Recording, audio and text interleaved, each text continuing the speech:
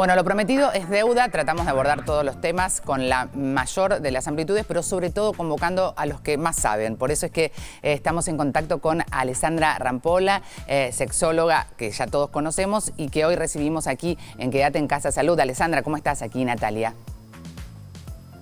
Hola, buen día Natalia, qué gusto saludarte. Muchas gracias por darme un espacio aquí también en tu programa. Igualmente un placer. Bueno, te cuento que hay mucha gente muy atenta porque la sexualidad y el coronavirus, que parece un tema secundario, es un tema realmente principal del que muchos preguntan, pero pocos hablan. Sucede habitualmente, pero creemos que es muy importante que podamos analizar de manera conjunta qué pasa con las relaciones sexuales, pero también con las relaciones de pareja, porque hay distintos tipos de relaciones de pareja, los que conviven, que de por sí también se complejiza, los que no conviven y están quizás un poco lejos, y los que están solteros. ¿Qué panorama, Alessandra? Es una locura porque se trata de un tema de salud. Nuestra salud sexual es parte de nuestra salud generalizada y por eso es que es tan importante abordarlo. Tiene todo que ver con nuestro estado anímico, con cómo estamos llevando esta cuarentena, que es algo que a todo el mundo le pegó de sorpresa. Nadie estaba ni acostumbrado ni veníamos preparados con herramientas, como quien dice, para poder manejar lo que ha sido un encerrón larguísimo y que vislumbra para continuar un tiempo más. Sí. Entonces, realmente se ha convertido en un tema de mucha importancia. Tienes toda la razón, depende desde qué lugar uno esté viviendo y en qué circunstancias uno esté viviendo esta cuarentena y el tema de la enfermedad, el tema incluso de la crisis económica, que para tantas personas es el tema del momento, después de ya tantos días de cuarentena, pues va a afectar de maneras distintas. Sobre todo, en primer lugar, te diría que el estado anímico, que creo que desde un principio ha sido lo que primero la gente empezó a sentir, esos altibajos emocionales, empezar a sentirse abrumados, empezar a sentir el encierre. Con la misma pareja, las personas que hacen la cuarentena, como tú decías, con su pareja, uno no está acostumbrado a estar todo el día, Todo el día, las 24 horas, terrible. Sí. La gente no se conocía de esta manera antes de la cuarentena. Empiezas a conocer cosas que tal vez afianzan la relación o a veces la distancian muchísimo. Ni hablar de las situaciones extremas donde se han encontrado tantas mujeres en particular encerradas con sus agresores y que el tema de la violencia doméstica también es un tema importante. Totalmente. Pero fuera de esos casos más extremos, yo creo que ciertamente el manejo de ese estrés, ay perdón, que mi perrita se vuelve loca y camina gente por el pasillo. Quiere salir y la me hace perrita. Un berrinche acá. Debe tener algo para opinar. Está loca por salir también. Está muy bien. No, pero te decía que ciertamente el manejo de ese estrés y esa ansiedad siempre va a afectar el tema de la sexualidad, porque el enemigo número uno de la función sexual humana es el estrés y la ansiedad. De hecho, ¿sí? El deseo sexual a menudo se ve muy impactado como consecuencia de esa ansiedad, de esta incertidumbre, de esta angustia generalizada. Aquellas personas que conocen a personas que se han enfermado o que incluso han fallecido, ya sea aquí en el país o en el exterior, es muy difícil manejar tanta noticia negativa y como que un panorama incierto a futuro cuando estamos muy acostumbrados a un poquito planificar hacia adelante. Claro que sí. Ahora, vos hablabas de la ansiedad y la depresión como dos factores que, por supuesto, alteran la cuestión emocional de cualquier individuo. Ahora, estos factores también alteran la libido, el deseo sexual, la posibilidad de generar espacios y vínculos, y atender a la salud sexual, que, como decías vos, es parte de la salud de los individuos. Sí, justamente afecta muchísimo desde el costado de la libido. Y sin embargo, es interesante porque yo creo que una de las oportunidades que me ha dado esta pandemia es un poquito expandir la definición de sexo y hablar de temas como este en un programa como el que estamos ahora mismo. Porque el sexo, la experiencia orgásmica como tal a nivel fisiológico, es una gran herramienta para combatir ese estrés y esa ansiedad, Claro. para ayudarnos a canalizar un poco todo esto que nos está abrumando y relajar y liberar un poco, no solamente desde lo físico, sino también desde lo psicológico. Ni hablar con el tema de uno sentirse vinculado a otra persona si estás ejerciendo tu práctica sexual a distancia y con precaución, pero con otra persona. Claro. Igual, esa experiencia orgásmica está literalmente a la mano de cada ser humano, está en nuestra masturbación. Y para mí fue un gran momento, creo que para todo el país fue un momento histórico. Hace unas semanas cuando desde el Ministerio de Salud se habló del sexo virtual, pero para mí como sexóloga y como profesional sobre todo, porque es como un aval oficial a que redefinamos lo que queremos decir con sexo. Y en términos de nuestra salud sexual y en términos de manejar las ansiedades y el estrés dentro de la pandemia y esta cuarentena, la masturbación de repente se convierte, dicho sea de paso, hoy es el día de la masturbación, y mayo es el mes de la masturbación. Sí. Así es que sí, tenemos así como que todo está como que generando un enfoque muy grande sobre esta práctica que al final lo que te genera es la posibilidad orgásmica y con ese orgasmo una liberación de dopamina, de oxitocina, de serotonina, de inmunoglobina A que fortalece el sistema inmune y por lo tanto también te ayuda a estar en mejor condición física. Bueno, eso que para decís, en el caso de que te contagies, afrontar desde un mejor era una de las preguntas. El Poder tener una satisfacción sexual te ayuda también a fortalecer tu sistema inmunológico. Esto es un mito, es una verdad. Claramente lo que decís es que no es un mito. No es ningún mito, no solamente en términos del sistema inmune, pero la cantidad de beneficios que tiene el cuerpo humano, la experiencia orgásmica, te comentaba de la dopamina, serotonina, oxitocina, se liberan al momento.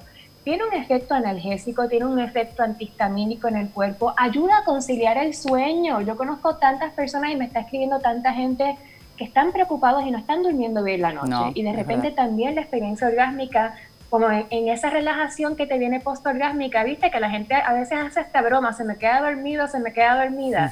Sí. Y bueno, pasa porque ayuda a conciliar el sueño, toda esa relajación física.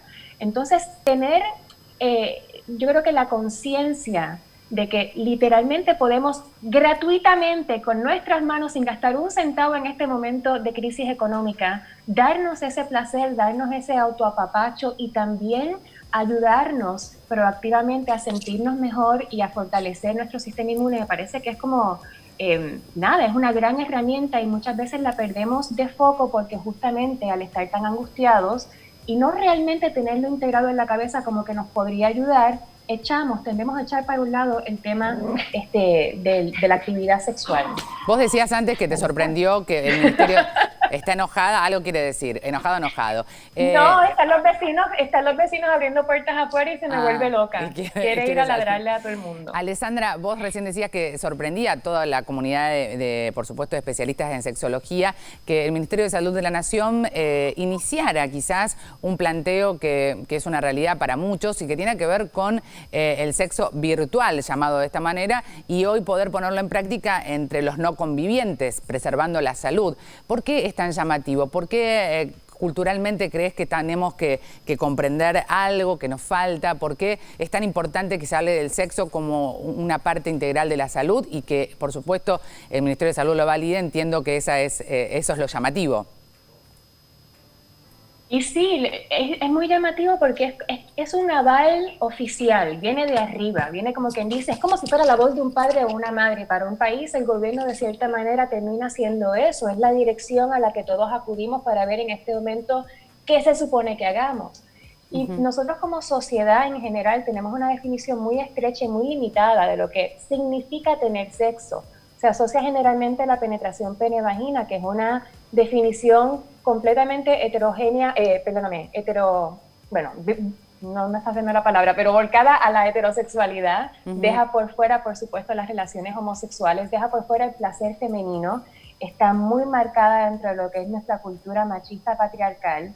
Entonces, cuando uno empieza a darse cuenta que el sexo es tanto más amplio que la penetración pene-vagina, y desde el gobierno te dicen sexo virtual, que quiere decir literalmente utilizar la tecnología para masturbarse, es un aval a la masturbación, que me parece que nunca antes había existido desde un lugar tan oficial, y menos en un momento en que todo el mundo está prestando atención a cuáles son las herramientas para manejar esta crisis y este momento histórico que estamos todos viviendo. Así que para mí fue muy importante que se diera esta noticia y que se diera esa dirección y que se ampliara esa posibilidad para todo el país. Hablar de sexo virtual me parece importante también hablar de la seguridad que esto implica, porque hay muchos adolescentes, porque también incluso hay mucha gente adulta y muchas personas, no importa la edad, que se acercan a esta práctica de una manera novedosa, y hay un montón de cuestiones que tener en cuenta, ¿no? De respecto a la seguridad y a la privacidad. Sí. Absolutamente. Mira, fue interesante porque para la gente más grande es muy novedoso y es como que, ¿cómo usar qué? La camarita ya. Yo creo que ya para esta etapa mucha gente grande se amigó con el Zoom, se hicieron amigos de las videollamadas por aquello de mantener contacto con la familia. Así es que un poquito de educación en términos de tecnología ha habido. Sí. No sé si necesariamente lo habían volcado al vincularse sexualmente. Los jóvenes lo tienen muy, muy integrado. Pero también es un tema interesante para que se charle en familia con los jóvenes, porque hay edades en las que el compartir material explícito es literalmente criminal, sería compartir pornografía infantil en determinadas edades de la adolescencia. Entonces hay un lugar interesante para una charla abierta en familia que me parece que es importante que se tenga. Ahora, con el sexo virtual, como te decía, es utilizar la tecnología disponible para los encuentros a distancia de una masturbación compartida. El sexting, donde se comparten imágenes y se escriben textos y demás, funciona, por supuesto, es menos fluido que la videollamada. Con la videollamada, como estamos haciendo ahora en una situación que fuera erótica, igual, por más que lo hagas con una persona de confianza y hayas elegido sin ningún tipo, ¿verdad?, con todo tu consentimiento hacerlo, hay que saber que uno está tomándose el riesgo de que esa confianza sea traicionada. Entonces yo vengo también avalando el uso de una tecnología no tan nueva, pero muy efectiva en términos de fluidez y de calentura, que es la llamadita telefónica, porque tienes la posibilidad de escuchar la voz de tu pareja, de escuchar las cadencias de la manera en que se describe muy explícitamente y muy detalladamente lo que se está pensando, la fantasía que fuera o lo que uno está sintiendo. Muy claro, escuchas su respiración, gemidos, todo eso, pero no hay un intercambio de imágenes. Que podría ser más peligroso en términos de que salga después y se compartan o se vaya a desvirtuar esa confianza que uno tiene con la pareja. Realmente clarísimo y es importante. Entonces, volver a lo antiguo, que son las llamaditas telefónicas, que nos garantiza también sobrellevar esta situación, preservándonos nuestra integridad y nuestra privacidad. Alessandra, vamos a volver a contactarnos con vos seguramente. Se nos está terminando el programa. Te queremos agradecer una vez más porque amamos que seas tan clara y que nos ayudes a entender un poco más de cuestiones que debemos entender por nuestra propia salud y la de todos. Gracias, un abrazo enorme. Muchas gracias a ti. Bueno, nos quedamos con un montón de consultas para Alessandra, que vamos a seguramente a volver a convocar a ustedes. Como siempre, muchísimas gracias. Mañana nos encontramos a las 11 nuevamente y como siempre, lo individual suma, pero con lo colectivo definitivamente transforma. Chau, hasta mañana.